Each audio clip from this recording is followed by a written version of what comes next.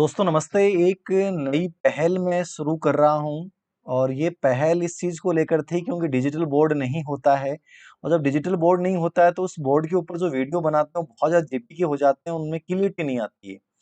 तो मैंने सोचा कि जब तक डिजिटल बोर्ड की व्यवस्था नहीं हो जाती है तब तक मैं क्या करता हूँ कि जो मैंने मॉडल पेपर बनाए हैं और मॉडल पेपर किस आधार पे बनाए हैं, मैंने पूर्व एग्जाम्स के जो क्वेश्चन हैं और पूर्व एग्जाम के जो पर्सन हैं उनमें से मैंने क्या किया है कि हर एक पर्सन के अंतर्गत बहुत सारे प्रश्नों के उत्तर शामिल किए हैं।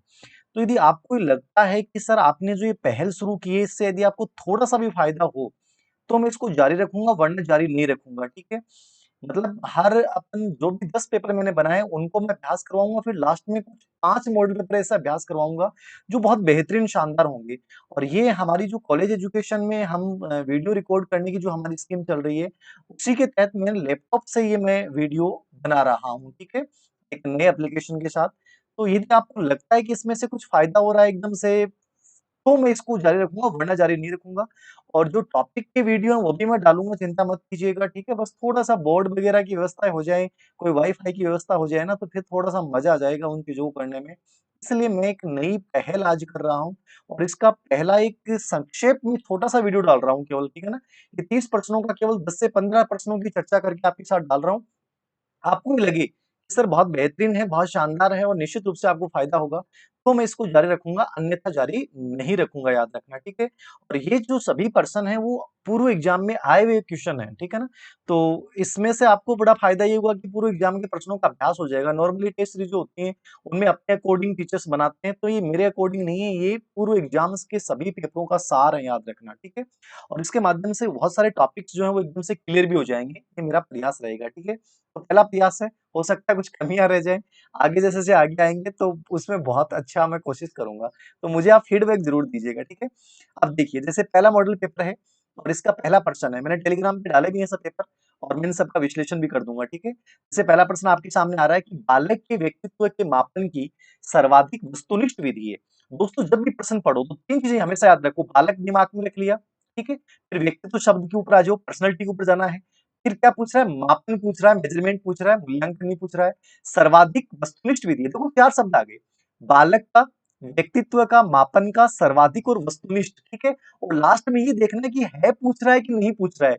बहुत सारे प्रश्न क्या होते हैं कि एग्जाम हॉल में जाने के बाद अरे सर मैंने तो सोचा था नहीं पूछ रहा और मैं है करके आ गया। तो ये कॉन्फिडेंस जब कमजोर होता है तब ये ऐसी घटनाएं होती हैं। तो आप थोड़ा सा इस चीज को याद रखिएगा, आराम से रिलैक्स मूड में पेपर को हल करना है, कहीं भी तनाव नहीं लाना है कि अरे सर पता नहीं मैं फेल हो गया तो क्या होगा। ये डर एग्जाम हॉल में नहीं होना चाहिए दोस्तों। मैं बार बार ये चीजों को बोलता हूँ, सब एग्जाम केवल एक कॉन्फिडेंस का गेम है। ठीक है ना, ये व्यवस्थित होने का गेम है। उस दिन आप कितने व्यवस्थित हैं, कितने आत्मविश्वासी हैं, ये आपका उस दिन के पेपर का सिलेक्शन तय कर देगा। सबसे बड़ी चीज है आराम से पढ़ना। तो यहाँ सर्वाधिक शब्द, वस्तुनिष्ठ, विधि है पूछ रहा है और व्यक्तित्व है। ठीक है, व्यक्तित्व जब भी अपन पढ़ते हैं तो व्यक्तित्व की 4 प्रकार की विधियां होती हैं, आत्मनिष्ठ विधियां, वस्तुनिष्ठ विधियां, प्रेक्षेपी विधियां और व्यक्तित्व आविष्कारिका। ठीक है, चारों में जब बड़ा टॉपिक पढ़ाऊंगा या मेरे जो ऐप पे मैंने डाला है कोर्स उसमें बहुत डिटेल से मैंने समझा है। यहाँ पर केवल एक नॉर्मली एग्जाम व्यू से समझ रहे हैं। बालक के व्यक्तित्व के मापन की सर्वाधिक वस्तुनिष्ठ विधि है, सर्वाधिक शब्द पूछ रहा है, केवल वस्तुनिष्ठ पूछ नहीं पूछ रहा है। याद रखना कि सबसे इंपॉर्टेंट विधि कौन सी मानी गई है। तो यहाँ 4 ऑप्शन देखेंगे। सबसे पहले देखेंगे मनोविश्लेषण। मनोविश्लेषण सिगमंड फ्राइड द्वारा बताई गई वो विधि है जिसको प्रेक्षेपी विधि कहा जाता है। तो ये प्रोजेक्शन मेथड में डिटेल में मैं समझाऊंगा, वहां टॉपिक के अंतर्गत वहां चर्चा कर लेंगे अपन, यहाँ संक्षेप में चर्चा करूंगा मैं। साक्षात्कार, आमने सामने बैठकर विचारों का आदान प्रदान करना। और साक्षात्कार जो होता है वो संरचित और नॉन संरचित, स्ट्रक्चर्ड एंड नॉन स्ट्रक्चर्ड होता है। इसकी चर्चा भी डिटेल में मैं वहां करूंगा, क्योंकि यहाँ करूंगा तो एक पर्सन के 10 मिनट लग जाएंगे, क्योंकि पूरा टॉपिक ही कवर हो जाएगा फिर तो। और ये भी आप सुझाव देना कि सर कैसे मैं आपको पढ़ाऊं। ठीक है ना, पहली बार मैं ऑब्जेक्टिव क्वेश्चन के साथ पहली बार पढ़ा रहा हूँ।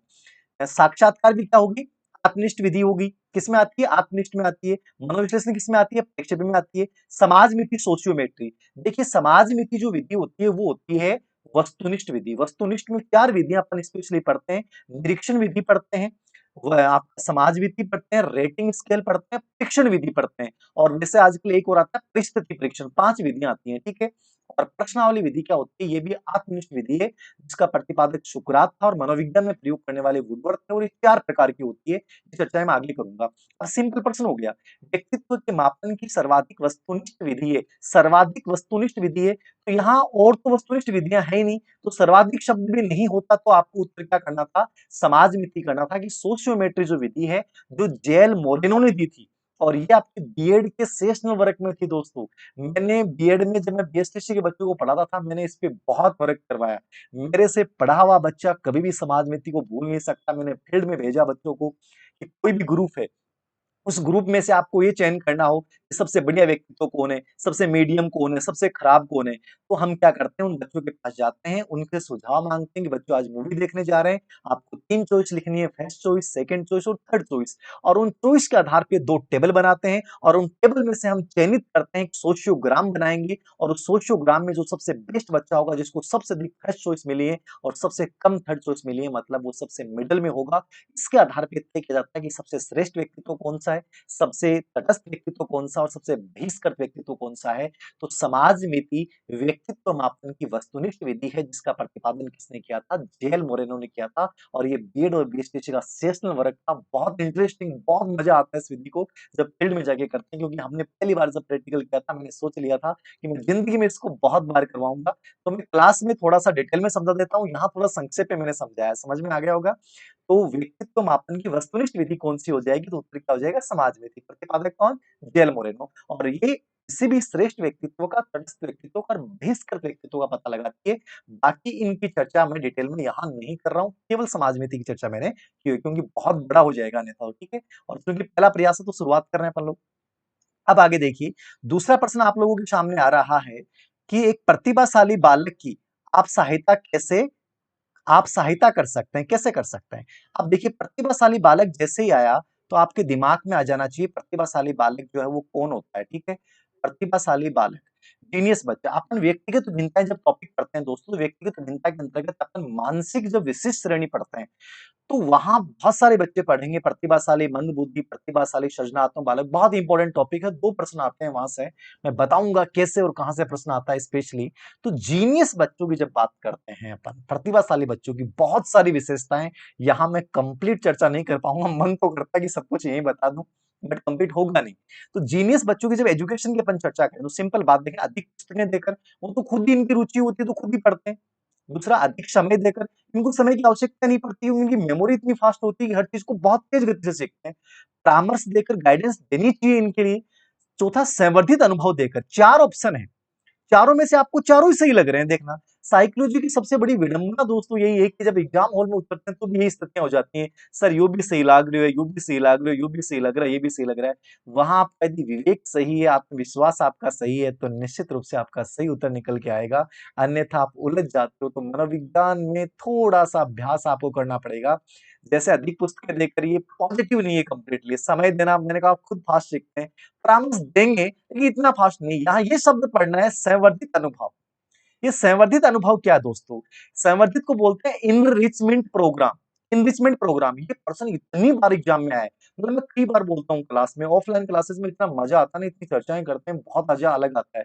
अभी ऑनलाइन में रिकॉर्ड तो करवा लो, लेकिन ऑनलाइन में मुझे इतना मजा कभी भी नहीं आता है।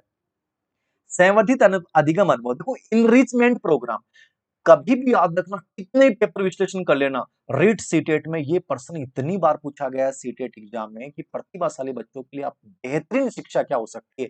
मैं शिक्षा में 20 बिंदु लिखा दूं, 50 बिंदु लिखा दूं, याद नहीं हो कोई फर्क नहीं पड़ता, लेकिन एक चीज याद रखना, इंपॉर्टेंट चीज क्या है, प्रश्न कहां से आ रहा है। अब ये इनरिचमेंट प्रोग्राम इतनी बार आ चुका कि आपके जहन में आ जाना चाहिए। देखिए, जो टीचर ईमानदारी से पढ़ाता ना, उसको पता होता है कि मेरे सब्जेक्ट में कहां से प्रश्न आएगा, कहां से बन सकता है। बस यही चीज आपको कैच करनी है। तो इनरिचमेंट प्रोग्राम का अपन सबसे उपयोगी जो है, ये होता है प्रतिभाशाली बच्चों के लिए, कि 1 वर्ष में 2 कक्षा उत्तीर्ण करने की छूट, व्यापक कार्यक्रम होना चाहिए, खूब सारी विषय वस्तु होनी चाहिए, विविध अनुभव हम उपलब्ध करवाएं, नवाचार कार्यक्रमों का आयोजन करें। ये सब किस में आता है? इनरिचमेंट प्रोग्राम में। तो अपन 11वीं 12वीं एक साथ करवा दी, first year second year third year एक साथ करवा दी, ऐसे बहुत सारी चीजें होती हैं। तो यहाँ केवल आपको याद रखना है कि इनरिचमेंट प्रोग्राम सबसे बेहतरीन आंसर हो जाएगा। तो इसका दोस्तों उत्तर क्या होगा? संवर्धित अधिगम अनुभव देकर। यदि ये क्यूज लाइव करवाए जाए तो और भी मजा आता है, लेकिन लाइव के लिए वाईफाई सिस्टम चाहिए, ठीक है, डिजिटल बोर्ड चाहिए। तो ये कम संसाधनों से मैं कोशिश कर रहा हूँ आप लोगों को बताने की, फिर भी हमारा प्रयास है, तो ये देख लें, कोई दिक्कत नहीं है, ठीक है। दूसरा प्रश्न हो गया दोस्तों। अब अपन चलते हैं तीसरे प्रश्न की ओर, ठीक है। आप बताइएगा जरूर कि आपको फायदा हो रहा है कि नहीं हो रहा है, क्योंकि पहली बार बना रहा हूं ना लैपटॉप के माध्यम से। तीसरा प्रश्न आपके सामने आ रहा है, विकास के बारे में सही है, ठीक है। बहुत अच्छा प्रश्न है, मतलब ये प्रश्न आपने समझ लिया। बाल विकास एक ऐसी यूनिट है आप लोगों की, 10 मॉडल पेपर जब मैं अभ्यासित करवाऊंगा आपको सही लगेगा, तो इनमें से आपके बहुत सारे प्रश्न तैयार हो जाएंगे। बाल विकास एक ऐसी यूनिट है जहां से 6 प्रश्न आते हैं दोस्तों। कितने प्रश्न आते हैं? 6 क्वेश्चन आते हैं, और ये 6 के 6 प्रश्न सही होने चाहिए, हर हाल में होने चाहिए।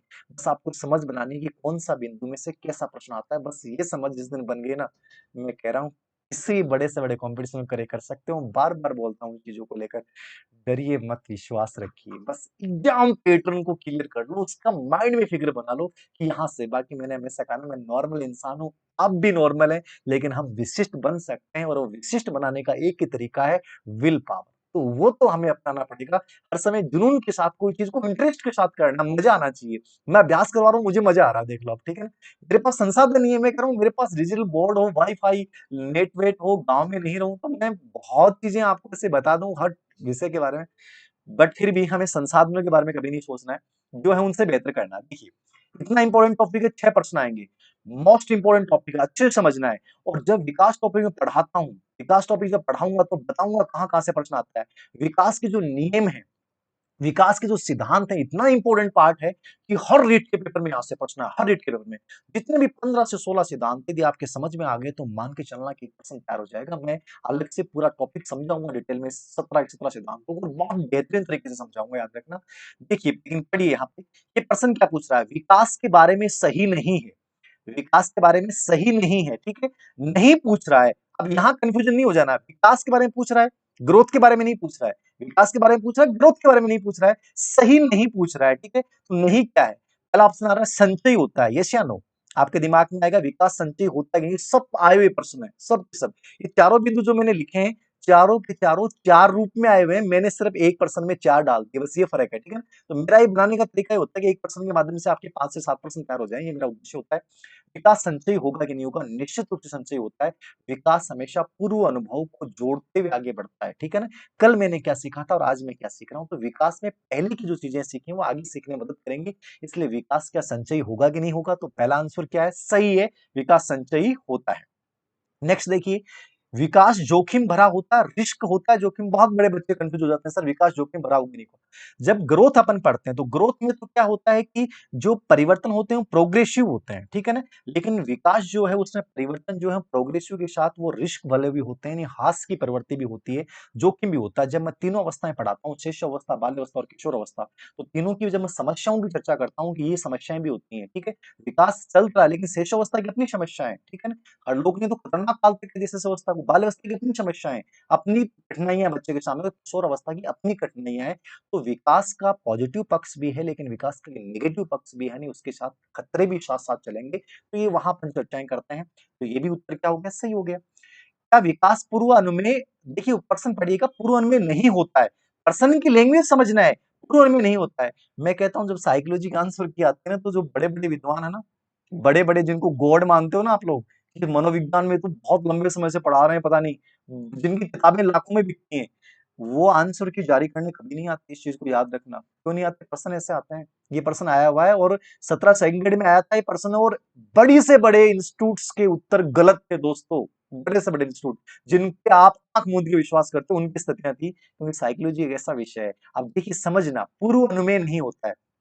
पूर्व अनुमेय का मतलब क्या? समय, प्रिडिकेशन, भविष्यवाणी हो सकती कि नहीं हो सकती है। अब देखो, भविष्यवाणी का मतलब यहां लग लेना है। मेरे पास एक बच्चे ने इतना बड़ा मैसेज किया, आप लोग सर आलोचना कर रहे हैं, आलोचना नहीं, हंसी आती है कई बार, कि बहुत बड़े नाम है मनोविज्ञान का, उन्होंने बाल विकास का एक वीडियो लॉन्च किया, बाल विकास के 3 से 4, उनमें इतनी गलतियां आई, उनमें ये बता रखा है कि भविष्यवाणी पूर्वानुमान में होता है कि नहीं होता है, कि बच्चे के बारे में भविष्यवाणी कर सकते हैं कि वो इंजीनियर बनेगा, डॉक्टर बनेगा, क्या बनेगा? ये पूर्वानुमान का मतलब नहीं, यहाँ पूर्वानुमान का मतलब स्पेशली गामक विकास के संदर्भ में होता है, शारीरिक विकास के संदर्भ में होता है, कि पूर्वानुमान का मतलब ये होता है कि अपने को पता है कि बच्चे के 6 महीने में दांत आने शुरू होंगे, 4 साल तक 20 दांत आ जाएंगे, बच्चा जो है वो 10 महीने का बच्चा ऐसे पकड़े खड़ा होगा, 5-6 महीने का बच्चा ऐसे क्रियाएं करेगा, 2 से 3 साल का बच्चा उछलना दौड़ना शुरू कर देगा। मतलब ये चीजें अपने को पता है कि विकास एक निर्धारित सीक्वेंस में होता है, ठीक है ना? तो हम एक आइडिया लगा सकते हैं कि 3 साल का बच्चा ये क्रियाएं करेगा, 4 साल का बच्चा ये क्रियाएं करेगा, 5 साल का बच्चा ये क्रियाएं करेगा। ये पूर्वानुमान होता है। यहाँ ये मतलब नहीं कि वो इंजीनियर बनेगा, डॉक्टर बनेगा, आईएएस बन जाएगा। ये चीजें नहीं है पूर्वानुमान का मतलब। विकास का जो नियम है वो यहाँ गामक विकास के संदर्भ में स्पेशली है कि बच्चा किस अवस्था विशेष में कौन से विकास के लक्षण प्रकट करेगा। यानी विकास के एक निश्चित पैटर्न होता है, विकास की एक निर्धारित सीक्वेंस होती है, वो यहाँ पूर्वानुमान का तात्पर्य है। तो समझ में आ गया? तो यहाँ क्या लिखा हुआ है? पूर्वानुमान नहीं होता है। और आपका उत्तर क्या होगा? पूर्वानुमान होता नहीं, भविष्यवाणी कर सकते हैं कि बच्चा 4 साल में क्रियाएं करेगा, 2 साल में क्रियाएं करेगा। तो ये ऑप्शन जो गलत हो गया। और चौथा ऑप्शन क्या है? एकीकृत, इंटीग्रेटेड। एक एलिजाबेथ हरलोक है, बाल विकास में इतनी इंपॉर्टेंट महिला है, इन्होंने इतने अच्छे रिसर्च किए, इतने अनेक अध्ययन किए, इनका जहां भी जिक्र आता है बाल विकास में जरूर पढ़ के जाइएगा। मैं इनकी बहुत चर्चाएं करूंगा, बहुत डिटेल में चर्चाएं करेंगे। जब बाल विकास को बहुत डिटेल में अपन बोर्ड पे पढ़ेंगे तब उस समय एकीकृत होता है कि नहीं होता। तो विकास, एलिजाबेथ हरलोक ने कहा था कि विकास एकीकृत होता है, इंटीग्रेटेड होता है, ठीक है ना?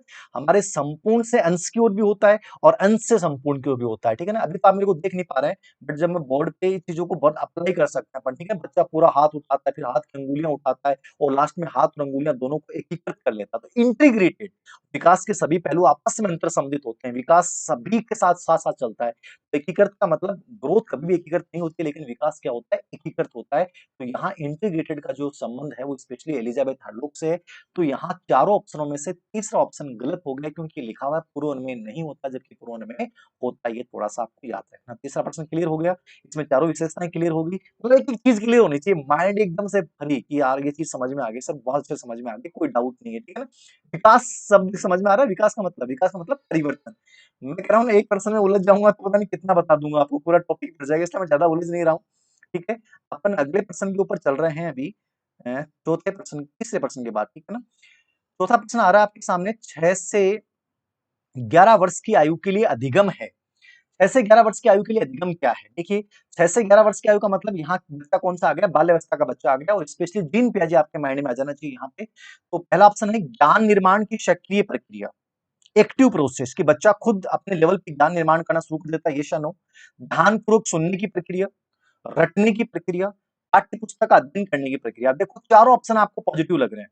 आपको पहले वाला भी सही लग रहा है, दूसरा भी ध्यान भी देना शुरू कर देता है बाल्यावस्था में बच्चा। रटने की प्रक्रिया स्पेशली शेष अवस्था में ज्यादा पाई जाती है, तो ये तो थोड़ा सा अलग हो गया, समझ जाओगे। पाठ्य पुस्तक का अध्ययन करने की प्रक्रिया, बच्चा यहाँ भी पाठ्य पुस्तक का अध्ययन करेगा। लेकिन पाठ्य पुस्तक का अध्ययन करना और अधिगम क्या एक है क्या? दोनों चीजें अलग अलग है। तो अध्ययन एक अलग चीज है, अधिगम अलग है। तो ये दोनों लास्ट वाले 3 और 4 को भी कट कर दो आप एकदम से, कि 3 और 4 तो नहीं होगा किसी भी हाल में, ठीक है? तो 3 भी नहीं है और 4 भी नहीं है। ध्यानपूर्वक सुनने की प्रक्रिया, तो सुन रहे हो आप, यहाँ लर्निंग का मतलब नहीं है। लेकिन यहाँ क्या आ रहा है? ज्ञान निर्माण हो रहा है और बच्चा क्रियाशील होकर सीखता है। सबसे अधिक क्रियाशील होकर बच्चा यहाँ सीखेगा और वो क्या करेगा? ज्ञान का निर्माण करेगा। तो ज्ञान निर्माण की जो अवस्था मानी गई है वो एक प्रकार से 6 से 11 वर्ष को जीन पियाजे ने स्पेशली माना है। तो यहाँ जीन पियाजे के संदर्भ में प्रश्न है, तो इसका उत्तर दोस्तों क्या हो जाएगा? ज्ञान निर्माण की सक्रिय प्रक्रिया, ठीक है? समझ में आ गया होगा आपके। आगे अपन प्रश्न के ऊपर चल रहे हैं। अगला प्रश्न जो हमारा है वो है, बालक का सामाजिक विकास प्रारंभ होता है, ठीक है? बालक का सामाजिक विकास प्रारंभ होता है। अब देखिए इसको समझिए, बालक का सामाजिक विकास। जैसे सामाजिक विकास आपके दिमाग में आया, तो सामाजिक विकास शिशु अवस्था, बाल्यावस्था और किशोर अवस्था। सामाजिक विकास का मतलब क्या है? कि बच्चा समाज के अनुसार व्यवहार कैसे करता है, समाज के नियम परंपराओं का कैसे पालन करता है, इसको अपन सामाजिकरण बोलते हैं, ठीक है? बहुत अच्छा इंपॉर्टेंट पार्ट है। और सामाजिक विकास में जब अपन पढ़ते हैं तो शेष अवस्था, बाल्यावस्था और किशोर अवस्था में सामाजिक क्रियाएं कौन सी करेगा, प्लस मनोसामाजिक विकास सिद्धांत जो इरिक का बेहद इंपॉर्टेंट है। मैं समझाऊंगा कंप्लीटली, एक चीज समझाऊंगा, बहुत अलग रूप में समझाऊंगा। और एक ब्रॉनफेन बेनर का पारिस्थितिकी परक सिद्धांत, ये भी सामाजिक विकास से जुड़े हुए सिद्धांत है। यहाँ का प्रश्न क्या पूछ रहा है ये समझिए। बालक का सामाजिक विकास प्रारंभ होता है। देखिए, बालक का सामाजिक विकास क्या पूछ रहा है? प्रारंभ होता है पूछ रहा है, ठीक है? देखिए नॉर्मल 3 बातें याद रखें। शेष अवस्था में बच्चा सामाजिक होता है कि जन्म के समय बच्चा सामाजिक नहीं होता है, लेकिन जन्म के कुछ समय बाद वो सामाजिक व्यवहार करना शुरू करेगा। बाल्यावस्था में बच्चा सबसे अधिक सामाजिक बन जाता है और किशोर अवस्था में बच्चे का जो सामाजिक विकास होता है उसको अपन जटिल सामाजिक विकास कहते हैं। ये 3 बातें सबसे पहले माइंड में क्लियर कर लेना पूरे टॉपिक को पढ़ने से पहले। पूरा टॉपिक तो याद हो कि नहीं हो, लेकिन वो चीज़ें याद ज़रूर करो कि यार ये तो एग्ज़ाम पैटर्न के अकॉर्डिंग है, इनको ज़रूर समझना है। अब देखना पूर्व शेष अवस्था, पूर्व शेष मतलब शेषावस्था का कार्यकाल जब रीट के और सीटेट के अकॉर्डिंग पढ़ रहे हैं तो शेषावस्था का कार्यकाल अपने को 0 से 2 वर्ष मानना है, 2 से 6 नहीं मानना है, याद रखना। 2 से 6 जो माना जाता है वो पूर्व बाल्यावस्था से, रीट और सीटेट के अकॉर्डिंग, सेकंड ग्रेड के अकॉर्डिंग अलग आ जाएगा, 0 से 5 या 6 हो जाएगा। पूर्व शेषावस्था मतलब शेषावस्था से पहले का समय आ गया, गर्भावस्था वाला समय आ गया, ठीक है ना? शुरुआत का जो 14 दिन का समय है वो माना जाता है इसमें।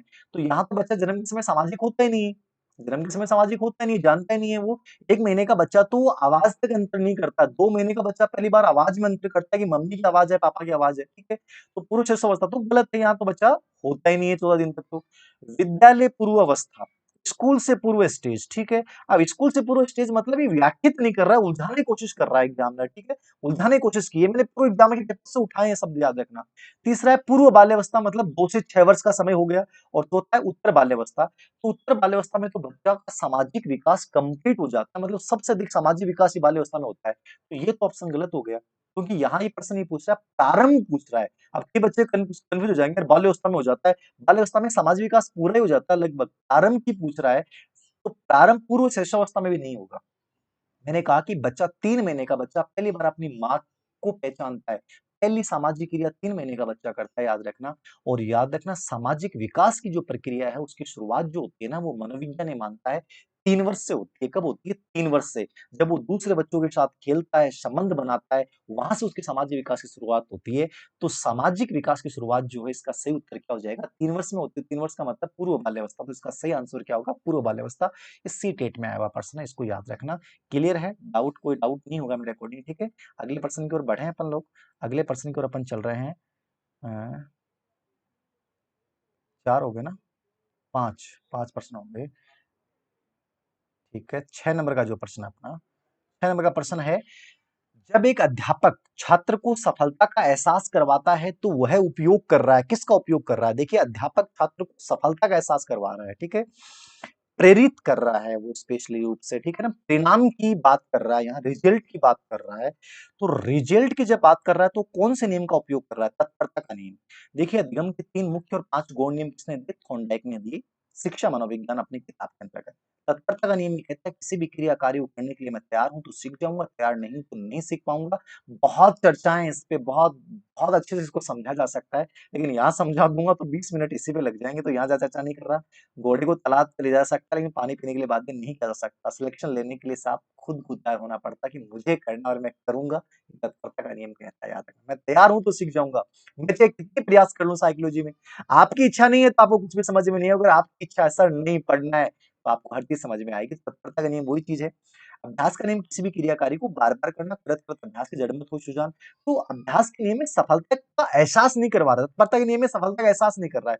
प्रभाव का नियम देखो, ये समझना है, जब भी परिणाम की बात आ जाए, जब भी रिजल्ट की बात आ जाए दोस्तों, तो रिजल्ट जब भी आता है, प्रशंसा पुरस्कार दंड की जब बात आ जाती है, अभिवृत्ति के निर्माण की जब बात आ जाती है, और रुचि के निर्माण की जहां बात आ जाती है, तो ये सब कौन से नियम में आती है? प्रभाव के नियम में। तो परिणाम हमेशा किस में आएगा? प्रभाव के नियम में, कि किसी भी क्रिया कार्य को करने के बाद यदि परिणाम अच्छा आता है तो मैं उस कार्य को करना सीख जाता हूँ, और परिणाम अच्छा नहीं आता है तो मैं उस क्रिया कार्य को नहीं सीखूंगा। ये कौन सा नियम कहलाता है? प्रभाव का नियम। तो यहाँ सफलता का एहसास करवाना चाहता है तो कौन सा नियम उत्तर सही हो जाएगा? प्रभाव के नियम का। बाकी इससे बहुत चर्चाएं की जा सकती हैं। अभिवर्ती का जो नियम होता है वो गौण नियम होता है, जैसी आपकी दृष्टिकोण होगा किसी कार्य के प्रति आप वैसा ही सीख जाते हैं, अभिवर्ती का नियम है, ठीक है। 6 नंबर का प्रश्न भी अपना पूरा होता है। अब अपन चल रहे हैं 7 नंबर के प्रश्न पे, और 7 नंबर का प्रश्न है, कक्षा कक्ष शिक्षण होना चाहिए। ये आपका जो एक टॉपिक आएगा शिक्षण अधिगम, बहुत से बच्चों को सिलेबस ही नहीं पता है। मैं कोशिश करूंगा यदि आपको ये पैटर्न समझ में आया हो तो मैं इस लैपटॉप के माध्यम से सिलेबस की भी व्याख्या करके बता दूंगा कि सिलेबस में क्या क्या आता है और क्या क्या नहीं आता है, क्या पढ़ना चाहिए और क्या नहीं पढ़ना चाहिए। देखना ये अच्छा लगता है, बोर्ड पे अच्छा लगता है, दोनों चीजें बताना मेरे को, ठीक है ना? तो फिर बोर्ड वाली व्यवस्था करेंगे। कक्षा का शिक्षण होना चाहिए, टीचिंग, ये आपका शिक्षण अधिगम प्रक्रिया एक टॉपिक है, एक प्रश्न आएगा वहां से, और बहुत छोटा सा टॉपिक है, बहुत इजी टॉपिक है, पेडागोजी का पार्ट है, साइकोलॉजी का पार्ट नहीं है, बट आपके साइकोलॉजी के सिलेबस में डाला हुआ है, ठीक है। ये स्कूल व्याख्याता में भी आता है। कक्षा का शिक्षण होना चाहिए, पहला सरल होना चाहिए, पॉजिटिव है। एक तरफा, मतलब मैं बोलता रहूं, आपकी नहीं सुनूं, मैं बोलता रहा हूँ आपकी नहीं सुनू, यही तो होता है ऑनलाइन टीचिंग में। मैं इसलिए ऑनलाइन टीचिंग का विरोध करता था, लेकिन मेरी मजबूरी थी कि बहुत से बच्चे नहीं कर पा रहे हैं, पता नहीं ऑफलाइन कब खुले, इसलिए मजबूरी थी कि मेरे को ऑनलाइन कोर्स रिकॉर्ड करना पड़ा। बाकी ऑफलाइन ऑफलाइन ही होती है, क्योंकि वहां इतना मोटिवेशन मिलता है, आपके चेहरे देख के इतना फीडबैक मिलता है, एक चीज पे इतना डिस्कशन होता है, मुझे तो इतना अच्छा लगता है। और बड़ा आत्मविश्वास आता है आप लोगों को देख के कि यार ये चीज पढ़ानी है, बड़ा अच्छे से पढ़ानी है, ठीक है। आपको भी प्रश्न पुटअप करते हो डर ही नहीं लगता है, कुछ भी पूछ लो। और मैं क्लास में बच्चों को हमेशा बोलता हूँ, जब भी कोई भी दिक्कत हो तुरंत पूछो, कभी ये मत सोचना कि सर को पूछ लेंगे डांट देंगे। डांटने का मतलब नहीं है, हम सीख रहे हैं सब स्थिति में। क्यों डांटेंगे, बताएंगे, संतुष्ट करेंगे, नहीं आएगा तो बता देंगे, लेकिन बता देंगे। तो मैं हमेशा इस चीज की वकालत करता हूँ, जब भी कोई प्रश्न दिमाग में आए तुरंत पूछो। जो टीचर क्लास में आपकी जिज्ञासा संतुष्ट नहीं करता, वो टीचर वास्तव में टीचर हो ही नहीं सकता, मैं इस चीज को मानता हूँ। और मेरी क्लास में बच्चे जो इस समय मेरा वीडियो देखे, वो बच्चों को भी पता होगा कि जब मैंने जहां पढ़ाया है वहां खुला इंटरेक्शन होता है, बच्चे को मन में आए वो प्रश्न पूछो, उस बिंदु के ऊपर मजा आता है। तो एक तरफा शिक्षण कभी भी नहीं होना चाहिए, इसको अपना अच्छा टीचिंग नहीं मानेंगे। संवाद मूलक वही चीज आ गई, बातचीत होनी चाहिए। अरे बातचीत नहीं होगी तो टीचिंग मजा ही नहीं आएगा, मोटिवेशन टीचिंग है। ऑफलाइन का फायदा क्या है, जब क्लास में आप टीचर के सामने बैठे रहते हो, इतने ग्रुप में बैठे रहते हो, जब डिस्कशन होता है कि सर ये चीज बताओ, तो एक मोटिवेशन मिलता है, एक आनंद आता है, आपको पता नहीं चलेगा 3 घंटे कब गुजर गए, 3 घंटे कब गुजर गए, ठीक है ना। जबकि आप ऑनलाइन में जब 1 घंटे भी देखते हो तो आप परेशान हो जाते हो, आंख दुखने लग जाती है। बस वो इंटरेक्शन का फर्क होता है, याद रखना, ठीक है ना। संवाद मूलक, ये प्रश्न इतनी बार स्कूल व्याख्याता में पूछा गया है कि अब संवाद मूलक के स्थान पर एग्जाम में क्या दे देगा, अंतः क्रिया युक्त, ठीक है। मतलब ऑप्शन लैंग्वेज चेंज कर देगा, इसको आपको समझना है, लैंग्वेज कितनी भी चेंज हो जाए, पर्सन की भाषा को समझना है। कक्षा का शिक्षण होना चाहिए, सरल होना चाहिए, ठीक अपनी जगह, एक तरफा नहीं होना चाहिए। तीव्र तीव्र मतलब फास्ट, फास्ट हो जाएगा तो मजा नहीं आएगा। कई बार आप कहते हो धीर सिंह सर फास्ट पढ़ा रहे हो, जल्दी से आपने मिटा दिया, मौका नहीं दिया, तो वो चीजें थोड़ी सी क्या होती है, जो ऑनलाइन अपने पढ़ाते हैं तो फास्टली चलता है, ऑफलाइन में कभी फास्ट नहीं चलेगा, ऑफलाइन में तो आपके अकॉर्डिंग चलता है, तो वो थोड़ा सा धीमा चलता है, तो ये चीज फास्ट इसलिए आ जाता है। तो फास्ट भी अच्छा नहीं है, प्रभाव भी अच्छा नहीं है, सरल होना चाहिए, पॉजिटिव लग रहा है, लेकिन जो ज्यादा उत्तर पॉजिटिव है वो उत्तर सही होना चाहिए, संवाद मूलक इंटरेक्शन होना चाहिए। आप मेरी बात सुने, मेरे से प्रश्न पूछे, मैं आपकी जिज्ञासा संतुष्ट करूं, और एक बहुत स्वस्थ माहौल में एक मोटिवेशन युक्त एक शिक्षण हो, वास्तव में वही टीचिंग है, बाकी बकवास है सब टीचिंग में। अच्छा शिक्षण क्या होना चाहिए, संवाद मूलक ऑब्लिक अंतः क्रिया युक्त या विचार युक्त प्रक्रिया, ऐसा कोई भी शब्द चेंज कर देगा, याद रखना, ठीक है। अगले प्रश्न की ओर अपन बढ़ रहे हैं। अगला प्रश्न है अपना 8 नंबर का प्रश्न है ना। किसकी पुस्तक में किशोर अवस्था एक नया जन्म है, ये छपा था साहब, ठीक है ना। किशोर अवस्था एक नया जन्म है, ये किसकी पुस्तक में छपा था, ठीक है। 8 नंबर का प्रश्न है, बहुत इंपॉर्टेंट प्रश्न है। और किशोर अवस्था शब्द आता है स्कूल व्याख्याता में, तो इतनी इंपॉर्टेंट अवस्था है कि इस अवस्था को ढंग से पढ़ लिया, मतलब 2-3 घंटे इस अवस्था को ढंग से पढ़ जाओ, स्कूल व्याख्याता में 3 प्रश्न यहाँ से आ जाते हैं, ठीक है। अगर रेट हो चाहे फर्स्ट ग्रेड हो सेकंड ग्रेड हो, सब में इंपॉर्टेंट है किशोर अवस्था तो। और जब इसको पढ़ेंगे तो बहुत आनंद के साथ पढ़ेंगे।